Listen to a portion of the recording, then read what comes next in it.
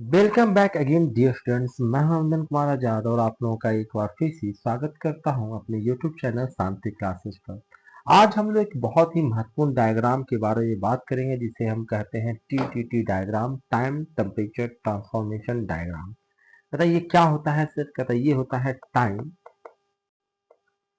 Time temperature and transformation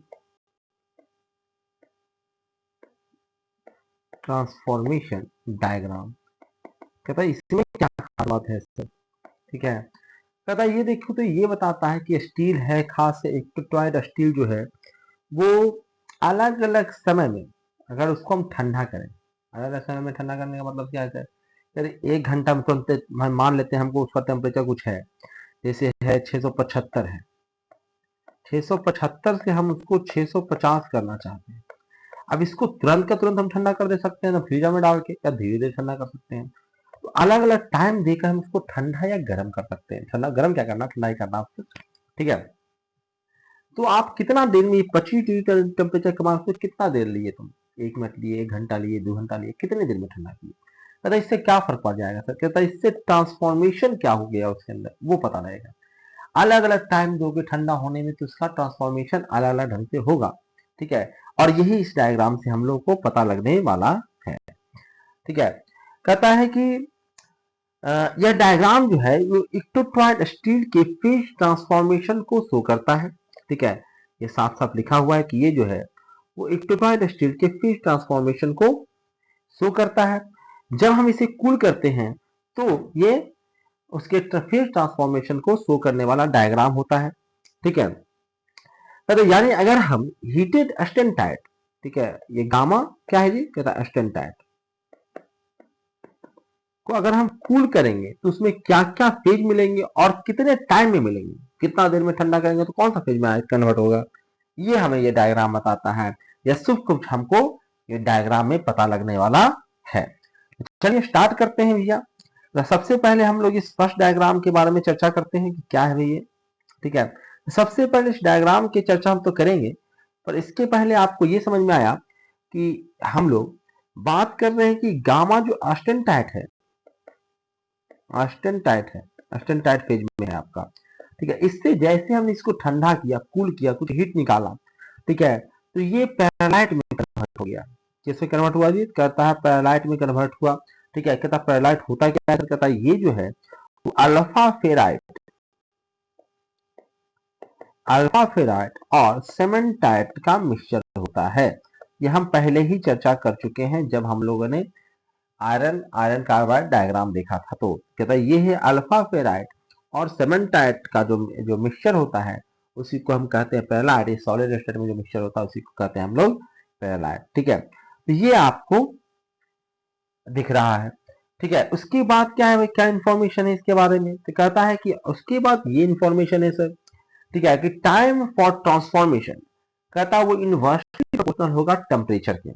ठीक है, तो इसका मतलब क्या हुआ सर? कहते इसका मतलब है कि टेम्परेचर कम रहेगा तो ट्रांसफॉर्मेशन जल्दी होगा, और अगर टेम्परेचर ज्यादा होगा तो ट्रांसफॉर्मेशन कम होगा। ठीक है, ये चीज आपको ये बताता है कि टाइम जो ट्रांसफॉर्मेशन होने में जो टाइम लग रहा है वो टेम्परेचर के इनवर्सली प्रोपोर्शनल होता है। ठीक है, एक चीज तो हमें ये चीज जानकारी मिल रही है इस डायग्राम से। अब अगर हम दूसरे डायग्राम की ओर चले, कहता ये क्या है सर? कहता ये है दूसरा डायग्राम जो है टेम्परेचर वर्सेस टाइम का डायग्राम। ठीक है, उस डायग्राम में अगर देखें तो कहता ये तो आपका एक्सेस है, टाइम का एक्सेस। ठीक है, और टाइम का टेम्परेचर, कहता टेम्परेचर क्या है सर? कहते ये है आपका 600 डिग्री सेल्सियस पे, ये 650 डिग्री सेल्सियस पे कर, और ये है आपका 675 डिग्री सेल्सियस पे कर। ठीक है, तो एक्स एक्सिस तो टाइम रिप्रेजेंट करता है, बाई एक्सिस पे हम लोग ये भी देख रहे हैं और थोड़ा सा ये भी देख रहे हैं कि परसेंट क्या है। ठीक है, पैरालाइट कितना पे, और ये आर नहीं गामा लिखा हुआ है, गामा कितना परसेंट है और पैरालाइट कितना परसेंट है, ये चीजों को ये बता रहा है। ठीक है, यानी कि यहाँ 3 अलग अलग कर दिखाया गया है जिसमें 600 डिग्री सेल्सियस पे है, 650 डिग्री सेल्सियस और 675 डिग्री सेल्सियस पर हमारा ट्रांसफॉर्मेशन को शो कर रहा है। जैसे ही हम ऑस्टेनटाइट को कूल करते हैं, जैसे हम ऑस्टेनटाइट को कूल कर रहे हैं तो ये धीरे धीरे पैरालाइट में कन्वर्ट हो रहा है, एस्टेंटाइट को हम कूल कर रहे थे, किसमें कन्वर्ट हो रहा है, तो पेरालाइट में कन्वर्ट हो रहा है ये, ठीक है, वो पेरालाइट में कन्वर्ट हो रहा है। और कर्व के अंदर जितना टाइम बीतेगा उतना ही ज्यादा ट्रांसफॉर्मेशन होगा, जितना कर्व के अंदर टाइम बीतेगा उतना ही ज्यादा ट्रांसफॉर्मेशन होगा। और ये भी हमने जाना कि इक्टोटाइड स्टील, हमने ये भी हमने देखा कि इक्टोटाइड स्टील स्टील के लिए पैरेलाइट जो फॉर्मेशन होता है एक कंट्रोल्ड प्रोसेस होता है और ये टेम्परेचर पर डिपेंड करता है।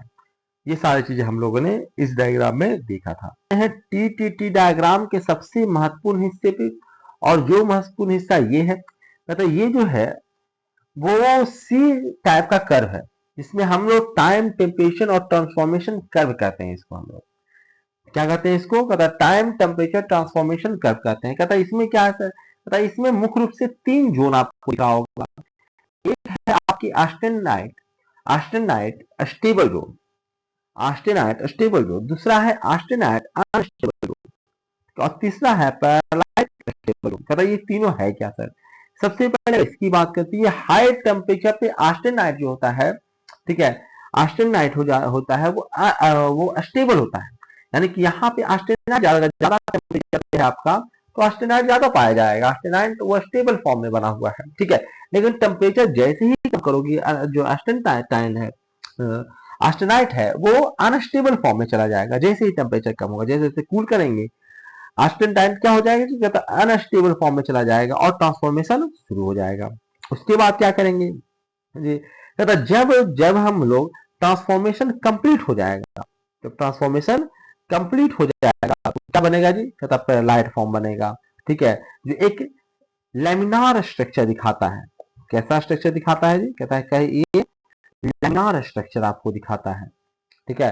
तो ये पूरा कर्व में आपको चीजें पता लगती है।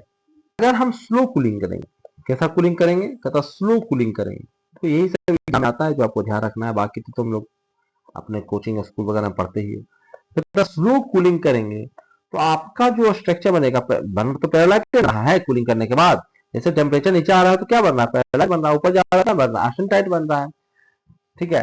कहता है अगर कूलिंग करेंगे और स्लो कूलिंग करेंगे तो हम अगर, ठीक है, तो हमारा कोर्स स्ट्रक्चर बनेगा, कोर्स, ठीक है, पैरालाइट बनेगा। कोर्स बने उसका मोटा मोटा ग्रेन रहेगा, ठीक है, यानी कि हम कहेंगे कि थिक लेयर बनेगा, मोटा लेयर बनेगा, थिक लेयर बनेगा, ठीक है। लेकिन अगर हम फास्ट कूलिंग कर दिए, गलती से हमने क्या किया था, फास्ट कूलिंग कर दिए तो हम बहुत तेज ठंडा कर दिए, तो आपको फाइन स्ट्रक्चर मिलेगा, फाइन पैरालाइट मिलेगा। सब अगर तुम इतना दिन से पढ़ते आ रहे होगे, कोर्सेज को फॉलो कर रहे हो तो ये पता होगा आपको, ठीक है। और फाइन स्ट्रक्चर मतलब कि आपका थीन लेयर मिलेगा, ठीक है, थीन लेयर्स मिलेगा। यानी कि पूरी प्रोसेस को बेटा समझने के लिए इमेजिन करो, ऐसे सोचो कि आपके पास चॉकलेट है, पिघला हुआ चॉकलेट, पिघल नहीं जाता चॉकलेट गर्मी में, तो पिघला हुआ आपके पास चॉकलेट है, ठीक है, इसको हम कह सकते हैं मोल्टेन चॉकलेट है आपके पास। कैसा चॉकलेट है, कहता है मोल्टेन पिघला हुआ चॉकलेट हमको दे दिया है। अगर तुम इसको धीरे धीरे ठंडा करोगे, ठीक है, धीरे ठंडा करोगे तो आपको स्मूथ और सॉफ्ट चॉकलेट मिलेगा, ठीक है। लेकिन अगर तुमने इसको क्या कर दिया जी, मतलब एकाएक ठंडा कर दिया, अगर सडनली इसको आइस वाटर में डाल दिए, ठीक है, मोल्टेन चॉकलेट को ही तुमने एकाएक आइस वाटर में डाल दिया, तुम ठंडा कर दिया, फ्रीजर में डाल दिया सीधे सीधे तुरंत डाल के, तो ये क्या हो जाएगा, ये हार्ड मटेरियल में बदल जाएगा, हार्ड हो जाएगा आपका और ब्रिटल भी हो जाएगा। ये देखते हो, तो यही यहाँ पे भी हो रहा है, एकाएक तुरंत ठंडा कर देने से वो हार्ड और ब्रिटल हो जाता है, और धीरे धीरे ठंडा करोगे तो स्मूथ और सॉफ्ट रहता है। यही देखने को यहाँ पे मिल रहा है। बता ऐसा क्यों हो रहा है सर, कि एकाएक ठंडा कर देते हो तो स्ट्रक्चर जो उसका ग्रेन है वो ग्रो नहीं कर पाता है, और बहुत ही फाइन ग्रेन आपको मिलता है, जिससे वो ब्रिटलनेस आ जाता है उसमें और मटेरियल हार्ड हो जाता है, ठीक है। जबकि अगर धीरे ठंडा करते हो तो एक दूसरे को संभाल लेता है अपने अंदर, ठीक है, और बड़ा बड़ा ग्रेन बनाता है, जिससे वो डक्टिलिटी आ जाती है उसमें, ठीक है। तो ये चीजें देखने को आपको मिलता है, ठीक है। अगर हम सडनली आइस वाटर में डाल देंगे तो क्या हो जाएगा, हार्ड और बिटर हो जाएगा। वैसे ही स्टील जो है वो ट्रांसफॉर्मेशन भी कूलिंग रेट का बहुत बड़ा रोल होता है, ठीक है, कि आप कैसे कूल कर रहे हो, कितना देर में कूल कर रहे हो, जल्दी से कूल कर रहे हो या देरी से कूल कर रहे हो। अगर पूरा कंक्लूजन पे चले तो हमने टीटीटी डायग्राम को समझा आज के दिन। इसमें हमने जाना कि जो ऑस्टेनाइट है वो पेरलाइट में ट्रांसफॉर्म होता है और इस प्रोसेस में टाइम और टेम्परेचर का बहुत रोल होता है। अगर आपको ये कॉन्सेप्ट समझ में आ गया है तो अब आप heat treatment of phase transformation को आसानी से समझ सकते हो। ठीक है, अब आप बताओ कि अगर किसी को यह डायग्राम याद करना हो तो उसे सबसे ज्यादा किस चीज पर फोकस करना। ठीक है, मतलब मटेरियल साइंस में हम लोग देख रहे थे टीटीटी डायग्राम को देख रहे थे और की कॉन्सेप्ट एंड जनरल क्वेश्चंस। कहता टीटीटी डायग्राम का उपयोग स्टील और अन्य जो एलॉय है उसको ठंडा होने की प्रक्रिया को समझने के लिए किया जाता है और टाइम, टेम्परेचर और ट्रांसफॉर्मेशन यानी कि माइक्रो स्ट्रक्चर के बीच के हम लोग रिलेशन को इसमें देखते हैं। फिर भी इसमें हम लोग कुछ एक और पॉइंट्स को देख लेते हैं। ऐसे तो हम लोगों ने पूरा समझ लिया है पर जो कुछ की कॉन्सेप्ट है उसको भी देख लेते हैं हम लोग। कहता है क्या की कॉन्सेप्ट है सर? कहता है की कॉन्सेप्ट ये है इसमें टीटीटी डायग्राम में, ठीक है, कि टीटीटी डायग्राम जो बनता है वो किसी विशेष टेम्परेचर पे स्टील को कितने देर तक होल्ड किया जाए, ठीक है, ताकि उसका जो माइक्रो स्ट्रक्चर बदल जाए। यानी किसी पर्टिकुलर स्ट्रक्चर में बदलने के लिए, किसी पर्टिकुलर फॉर्म में बदलने के लिए हम उसको कितना टाइम तक हम उसको ठंडा करें, ठीक है, ताकि उस फॉर्म में बदल जाए। इसी के लिए टीटीटी डायग्राम आपको हम लोग बनाते हैं। ठीक है, इसमें एक होता है नोज पॉइंट। कहता नोज पॉइंट क्या होता है सर? कि नोज पॉइंट होता है जिसपे सबसे तेज ट्रांसफॉर्मेशन होता है, जहां पे उसको कहते हैं हम लोग नोज पॉइंट। ठीक है, जो सबसे तेज रूपांतरण माने ट्रांसफॉर्मेशन की जगह होता है उसको हम कहते हैं नोज पॉइंट। इसके अलावा आपका है इसमें कहता है जब स्टील को अलग अलग कूलिंग रेट पर ठंडा किया जाता है तो वो जो डिफरेंट माइक्रो स्ट्रक्चर जैसे कि किसमें बदलता है जी, जैसे पेरलाइट में बदलता है, बेनाइट में बदलता है और मार्टेनसाइट में बदलता है। ठीक है, ये हम जानते हैं। कहता कैसे हम ठंडा करेंगे तो किसमें बदलेगा सर? कहता यदि आप स्टील को बहुत तेजी से ठंडा करते हो, ठीक है, यानी करते हो तो मार्टेनसाइट बदल जाएगा, तो बदलेगा मार्टेनसाइट बदलेगा। लेकिन अगर आप मार्टेनसाइट बदल रहा है वो तो वो हार्डेस्ट फेज होता है उसका। ठीक है, तो मार्टेनसाइट होता है हार्ड होता है तो हार्ड फॉर्म में बदल रहा है। लेकिन यदि अगर आप धीमे धीमे कूलिंग करते हो तो या फिर में बदलता है, जो कि कब बदला जब स्लो कूलिंग करोगे तो। और ये जो होता है वो के लिए और डक्टिलिटी के लिए जाना जाता है। पेरलाइट जो होता है, ठीक है, अगर आपने धीरे ठंडा किया है तो पेरलाइट या बेनाइट में बदलेगा और जो कठोर तो होता है पर डक्टिलिटी भी इसमें मिलती है आपको। ठीक है, इंफॉर्मेशन। अब हम लोग इंफॉर्मेशन पे चलेंगे।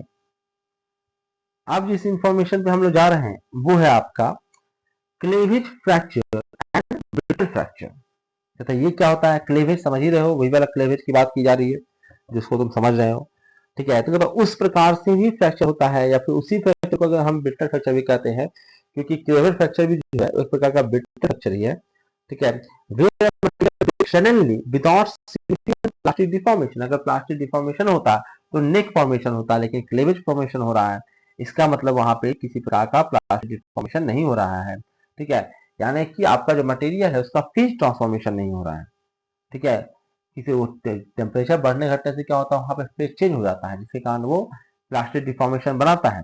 अगर प्लास्टिक डिफॉर्मेशन नहीं बना रहा है, क्लेवेज तो फ्रैक्चर एक प्रकार का ब्रिटल फ्रैक्चर होता है जिसमें जो मटेरियल होता है वो बिना किसी प्रकार का प्लास्टिक डिफॉर्मेशन के टूट जाता है। ठीक है, और ये अक्सर कब देखने को मिलता है? जब आप बहुत ज्यादा लोड लगा देते हैं तो it occurs when the applied stress exceed the material strength.